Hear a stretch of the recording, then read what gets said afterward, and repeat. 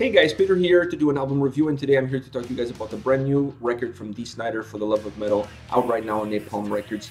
This album has 12 songs and it's 42 minutes in length.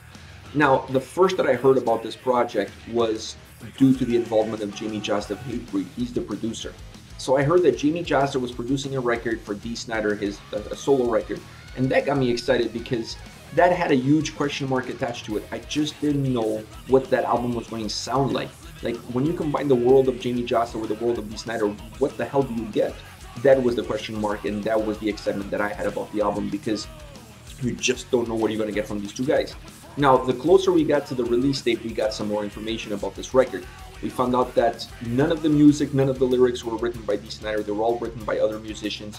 There are some appearances on the record by Alyssa White Gloves of Arch Enemy, also Howard Jones of Light the Torch, former Killswitch Engage. So there are other musicians involved, not only in the writing process of the music, not only in the writing of the lyrics, but also in the songs themselves on this record. When you put all of this together, I have a really hard time calling this a Dee Snider solo album.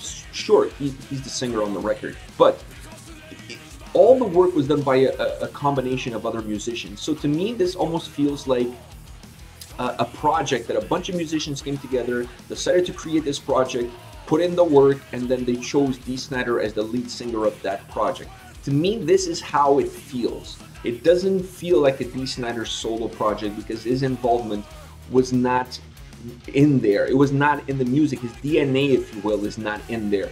And to me, that becomes obvious when you start listening to this record, because when you listen to it, while the lyrics of the songs obviously come to terms with the life of Dee Snider, if you will, and the music is absolutely incredible, it does feel that there is a little bit of a disconnect. It does feel that the album is not organic, that the album was not something that is a love child of the singer, especially when you consider that this is considered his solo project. So from that perspective, it's noticeable. At least to me, I felt that it was noticeable that there was a little bit of lack of DNA, a little bit of lack of I don't know, of something. There's something was missing there. Like, there was something missing in this whole record, that as you listen to it, you just feel that you're listening to a great record, but you don't feel that connection between the singer, the lyrics, and the music. That there is a disconnect. It doesn't feel organic. It feels manufactured. That's the best way I can describe it. Now, having said this, the album is really good. The music is really good. The lyrics of the songs are really good, and the lyrics of the songs really speak to Dee Snider and to what we know of Dee Snider.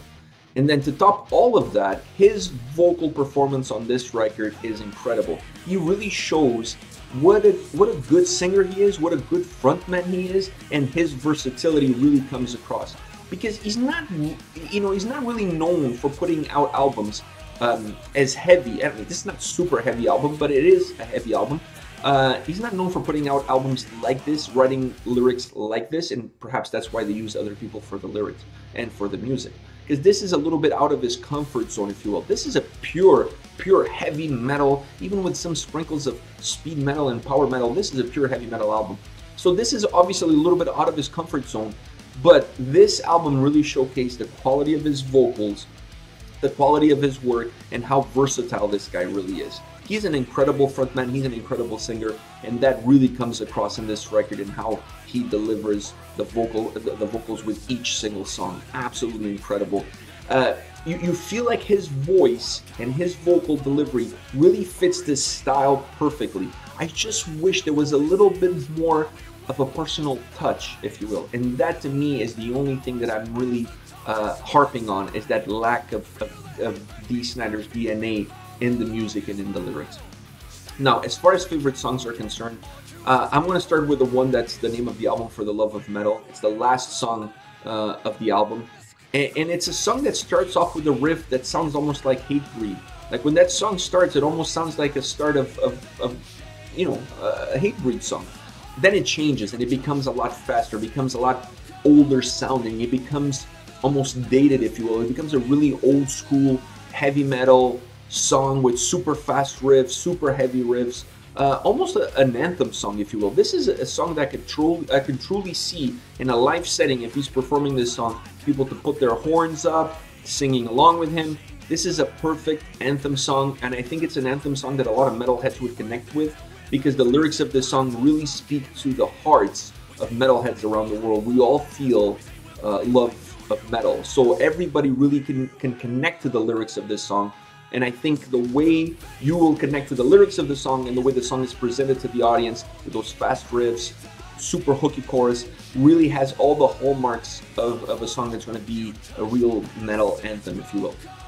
Now, another song that I really enjoyed was Mask. This is one of the most, if not the most melodic song on this record. Super incredible melodic guitars, just sounds absolutely beautiful, and the part of this song that hooked me over was the chorus. The chorus has just some of the most melodic singing that you will hear on this record. This song is very different than everything else you're going to get on this album. This song is very unique, has a very cool hooky chorus. Not super hooky, but hooky enough. But what really captures your attention when you're listening to this song is how melodic the voice, the melody of the voice in the chorus is absolutely phenomenal, is absolutely beautiful. You don't get that kind of melody from Dee Snider's voice anywhere else on this record. It has some unique characteristics. The chorus has some unique characteristics, and then it's surrounded by great guitar melodies and great guitar riffs. This is one of my favorite songs of the album. But my favorite song on the album is Tomorrow's No Concern. My God, this is a killer track. This is a banger track. It has a lot of really cool things. It has a little bit of a start of a bass. You hear a little bit of bass at the start of the song, followed by a really quick solo, and then the song kicks into another gear.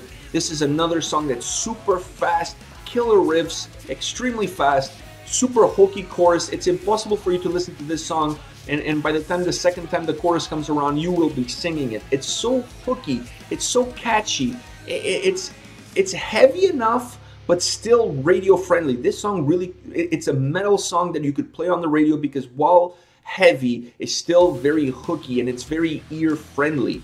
So it's one of my favorite songs of the album, because it really is a song that combines really old school heavy metal with a world of Dee Snider, where you have hooky songs with killer riffs that radio stations love to play. So to me, this is a song that combines a little bit of those worlds. It's a super hooky song. I absolutely love it. It's kind of corny at times, but you know what?